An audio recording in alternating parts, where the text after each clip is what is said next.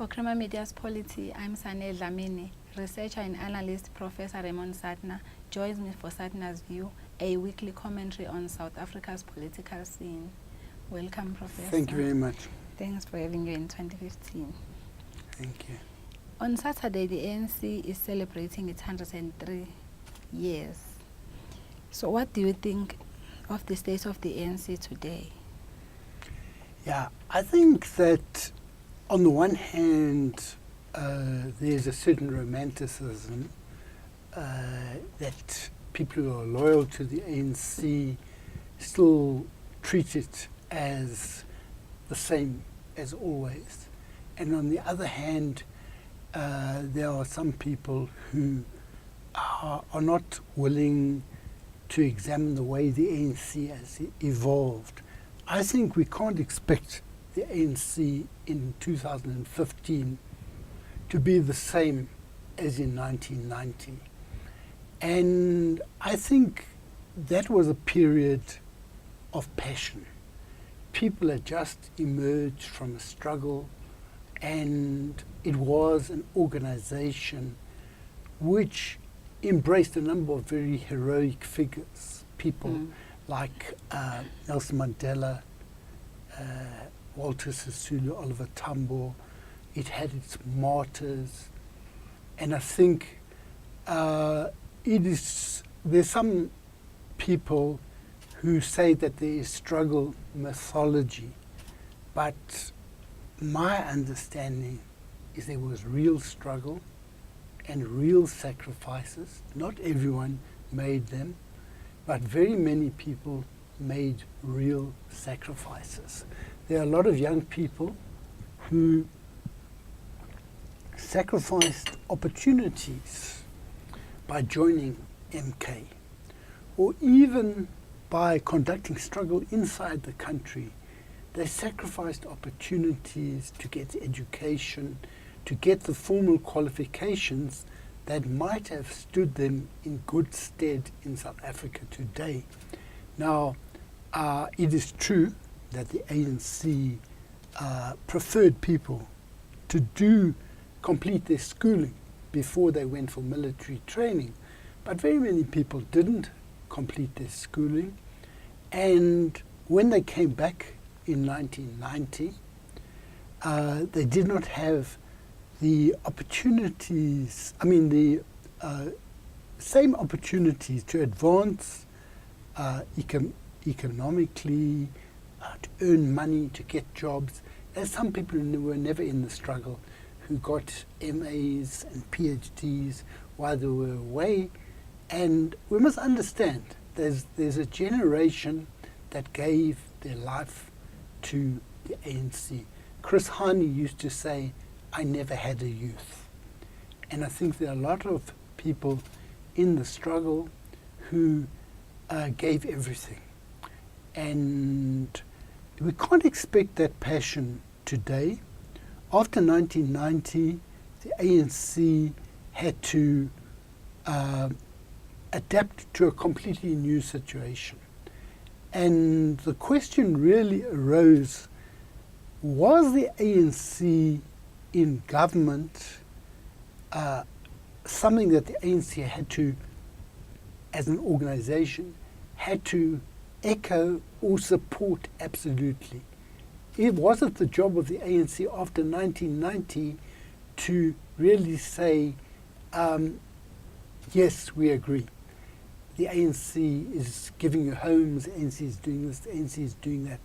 The question really became, for ordinary members of the ANC, what was their role after 1990? And it seems to me that the ANC has not clearly demarcated what it means to deal with that. It had enough problems on its hands without that, in the sense that it was unbanned and you couldn't simply pick up after 30 years as if nothing had changed.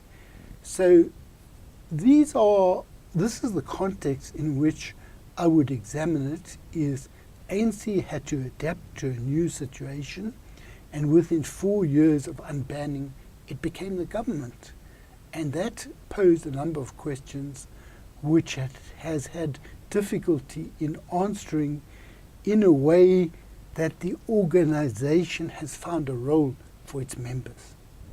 And what has it meant for the ANC to become the government? You see, before 1994, if you were an ANC leader, you were elected in the ANC structures. You were elected as a leader at the conference or in provincial conferences, regional conferences. Now, after 1994, the president of the country was able to appoint people and make them leaders. And some of these people didn't hold positions in the ANC. They were ANC members, but they were not yet on the national executive of the ANC. Nevertheless, when these people made statements of policy, the impression was clearly created that those government statements of policy and the government policies that they adopted were also ANC policies. Most clearly with GEAR. When GEAR was adopted in 1996, ANC leadership was not consulted, and some individuals were consulted, but the ANC leadership was presented with this. Although it had not gone through the ANC, it was presented as ANC policy. And I think it's important to understand this is not the time of Mbeki, although a lot of people blame Mbeki for GEAR. They call it the class project of 1996. But in fact, GEAR was presented in the period of Mandela and Trevor Manuel, and I think maybe Mandela himself said it was non-negotiable. And the Communist Party initially actually issued a statement supporting it. So what is the state of the ANC today? Is there still debate in the ANC? See, when 1990 came along, a number of foreign experts and political scientists said, you must modernize the ANC. You must normalize politics. You must move away from being a liberation movement towards being a normal political party. Now, what they meant by that was that the mass character of the ANC was something that they were uncomfortable with. The mass character of the ANC was something that they thought was anachronistic, was something that belonged to an earlier phase of history, and the ANC, which was going to rule, had to get rid of the mass character and hence not engage in these endless debates about do we do this, do we do that, and consequently the moment of the ANC becoming government became one where people like Mandela used to say government has to govern. Now, if government has to govern, didn't mean that the ANC couldn't debate, but government may well have taken the decisions long before. And I think what we've found now, along with ANC becoming government and having a power base which was no longer the membership for certain leaders, but the president himself, what you found along with this is that the culture of debate within the ANC has been undermined by the desire to hold positions. Because if you get made a minister, it's a very powerful position, but in the present period, it goes along with being able to provide benefits to other people. You can make someone the head of a parastatal and they earn a lot of money.